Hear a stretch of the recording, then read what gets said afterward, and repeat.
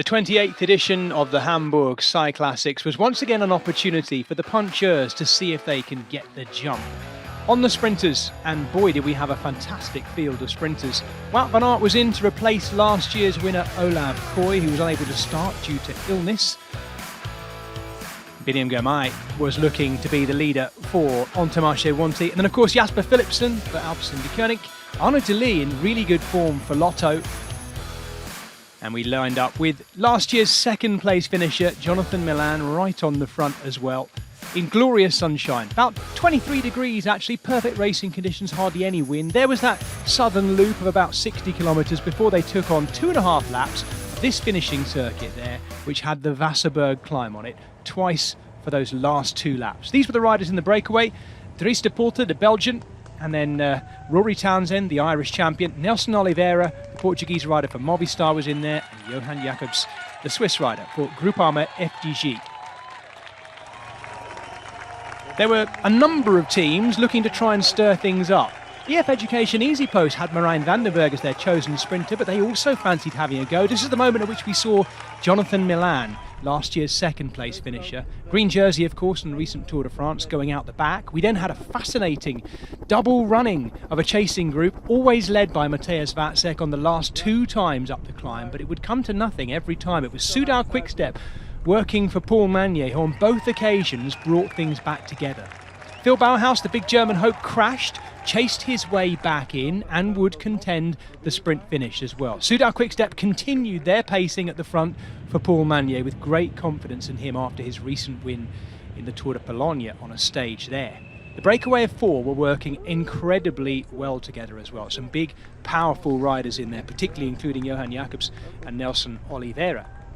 EF Education Easy Post led into the base of the Wasserberg again, and on that occasion it was Johan Jacobs going off to make sure he had secured the King of the Mountains classification. He did just that, survived over the top. It was once again though Mateusz Wacek who was stirring things up on the front of the peloton, and it was doing damage to some of the sprinters at the back, including Pascal Ackermann, former German champion of course.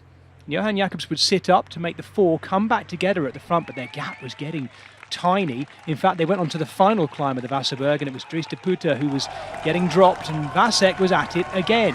Isaac Del Toro was following him, and we had the formation of a really strong second group the final time up it. Everyone was thinking it was going to be the opportunity to close up on the breakaway, but the breakaway survived over the top of the Wasserberg and survived in the run back into Hamburg. They could all the time see the chasing peloton coming behind them. Nelson Oliveira doing his long turn on the front, Rory Townsend sitting at the back and waiting to be caught or waiting to attack.